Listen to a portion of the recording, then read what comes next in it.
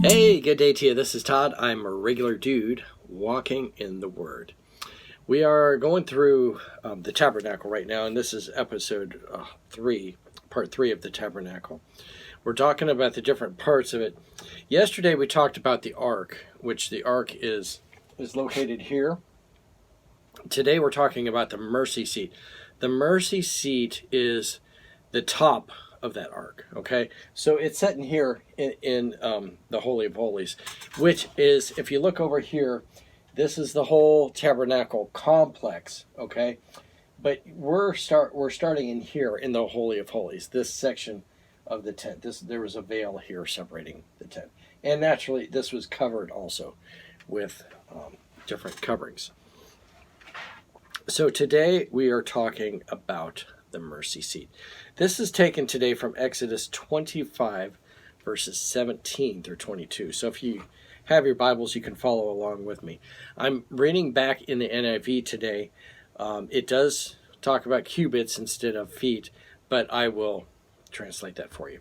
And, well, it's not hard to translate it because the covering, the mercy seat for the ark, is exactly the same size. So it's, the dimensions are 27 inches by 57, 27 by 45 inches.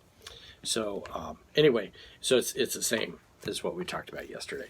So let's read here from Exodus, and that is Exodus 25, verses 17 to 22. Follow along with me as I read. Make an atonement cover of pure gold. Okay, key thing there is pure gold. It's not overlaid with, not wood overlaid with gold. It is pure gold. 2.5 cubits long and 1.5 cubits wide. And make 2 cherubims out of hammered gold at the ends of the cover. Make 1 cherub on one end and the second cherub on the other. Make the cherubim of one piece with the cover at the 2 ends. The cherubim are to have their wings spread upward, overshadowing the cover with them. The cherubim are to face each other, looking toward the cover. Place the cover on top of the ark and put in the ark the tablets of the covenant law that I will give you. There above the cover, between the 2 cherubim that are over the ark of the covenant of the law, I will meet with you and give you the commandments and the commands for the Israelites. Okay, so this is a picture of, again, I don't know if you can see that good. This is a picture of the ark, and then on top of it is a picture of is the mercy seat. That part, it has like a crown around the edge of it, and it has the cherubs on top of it, facing each other. The first thing here is this. The cherub, and I remember reading this book a lot, Seeing Christ in the Tabernacle by Ervin Hershberger. The first thing to notice is this. The ark was made of gold overlaying wood. All right. The mercy seat is pure gold. Okay. We talked about how wood signifies man and the gold signifies God. So you had the ark, which represented Jesus, which he was 100% man, 100% God. He was fully man, fully God. Not 50-50, 100%, 100%. Now, the mercy seat is pure gold. So that represents the divine, okay? And it's only the divine that can give mercy. And so that's why it's like that. So it's through God's mercy that we can be saved. And so that's what that signifies. That's why it's solid gold. And that's why it's called the mercy seat. So nothing but deity could offer that saving mercy. Okay, and it also says here the mercy seat is where God met with Moses. You weren't able to meet with God, but it was only through his mercy that was allowed. And so that's where God met with Moses, was in that mercy seat. And we talked about the dimensions.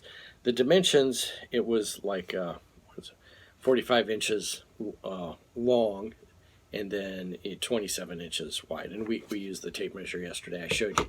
Go back and look at that, and you can see the dimensions of that mercy seat. All right. The mercy seat also, it had the cherubim on it. That's two. You don't have cherubims. You have just cherubim. And then if you have a single one, it's called a cherub. So those cherub were also made as one piece from that gold. You didn't form that and then stick it all together. It was one piece. And so those cherubs were supposed to be looking into the ark. And it was gold was beaten. It wasn't to be molded into shape. It wasn't poured into a mold and then made like that. It was beaten into that shape. And the beating denotes suffering. So the cherub, naturally, if they're happy about everything that happens, naturally they suffer when we suffer also too.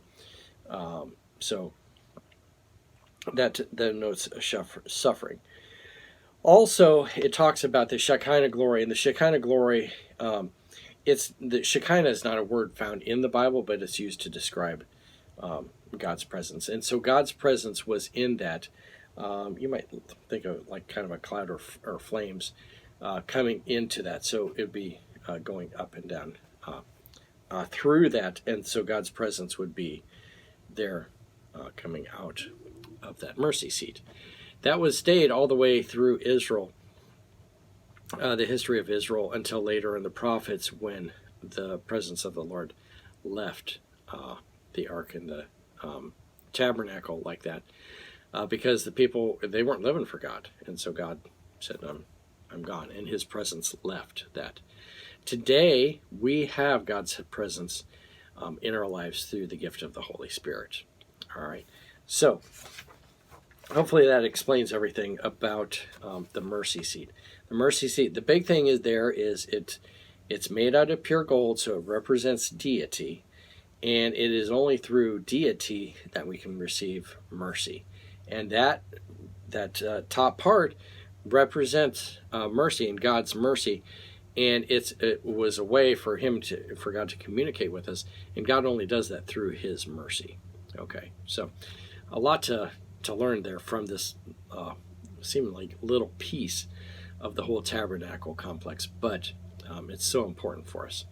Thank you for watching. I'm a regular dude walking in the Word, and I look forward to seeing you tomorrow as we continue looking at all these different parts of the tabernacle. Lord's blessing. I'll see you then.